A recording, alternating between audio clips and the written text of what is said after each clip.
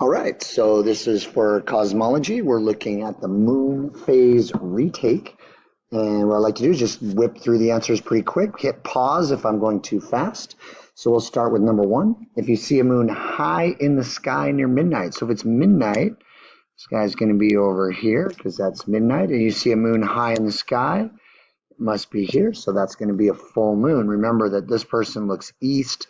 They're looking this direction. So that'd be like third quarter, or west would be this direction. That would be first quarter. So high in the sky is your full moon.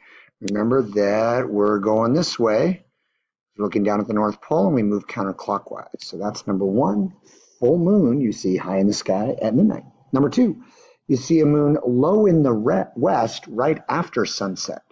So if we go to sunrise here, noon, and here's sunset, and so east would be over here to full moon, but now we're looking west. This would be a different time of the month because I've got to wait about 2 weeks. So sometime over in here. So we're looking at some sort of new moon, but looks like right after sunset would put us a little bit further this way. And so west is going to be this crescent here. Remember, we could say no moon, new moon, but we can't see it. So it's better to look here a little bit after sunset. Looking west, we're going to see this waxing crescent. Number three, you see a moon low in the east right before sunset. So now we're going to go around another day to have right before sunset and then looking east. So we're going to see a waxing gibbous. And you can look here to see what that would look like from the northern hemisphere. Number four, the picture shows the moon and it's rounded on the left. So we'll go through the month here, and we have rounded on the left from the northern hemisphere. So this is going to be a waning crescent. Notice it doesn't matter what time of day it is, it's still a waning crescent. You would just see it looking in different directions at different parts of day, and sometimes you couldn't see it at all. But in any case, the answer is waning crescent to number four. Notice this terminator here is always moving to the left. That's how I knew it was waning, because it's disappearing. So the terminator is always moving to the left. So when we get around to this particular one, we know that it's a waning crescent. Number five, you see a moon that is full and you see it in the western sky. So full moons are over here. Remember, that's because the sun's out here, light comes in, we see the entire moon illuminated. So if we were to be looking west, we'd say, okay, that's east, that's high in the sky. So that'd be looking west. So that would be right around sunrise for number five. So I'd accept a certain range of times around there, sometime around sunrise. You see a moon when you are looking in the western sky at midnight. So if we move around to midnight here, and we move around to looking in the west, we'd see that we would have a nice answer here would be first quarter, but I could accept waxing crescent or even waxing gibbous there for number six. The next one says, as viewed from New Zealand, it's rounded on the left. So that means as viewed from Cairo, it would be rounded on the right. So this would be a first quarter moon for number seven. You can see rounded on the right in Cairo would mean rounded on the left in New Zealand. It's the same moon. You're still seeing these particular craters, like here, the Sea of Crisis, or the Sea of Storms. You would see that particular moon. In any case, first quarter.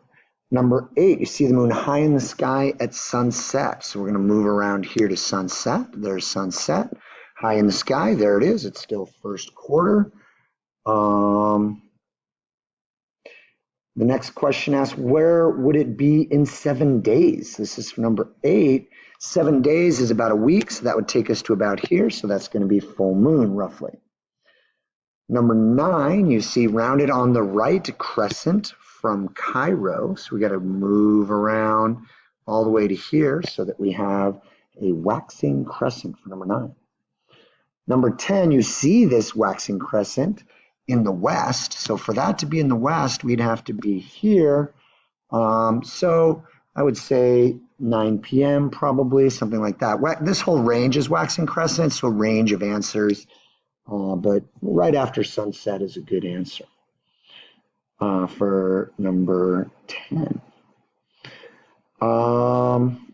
Excuse me, that was number 9. Number 10, at sunrise, you look west. So at sunrise, we're here and looking west.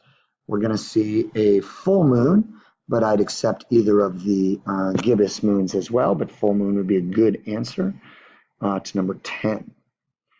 Number 11, you see a moon high in the sky at sunset. So sunset is here, high in the sky is going to be a first quarter. 7 days later, it's going to be here at full moon, and you would be looking east instead as the sun set. So that's number 11. Number 12, our last question says early in the morning. So if we move ourselves around here to early in the morning around sunrise, this says right before sunrise. Move back a little bit.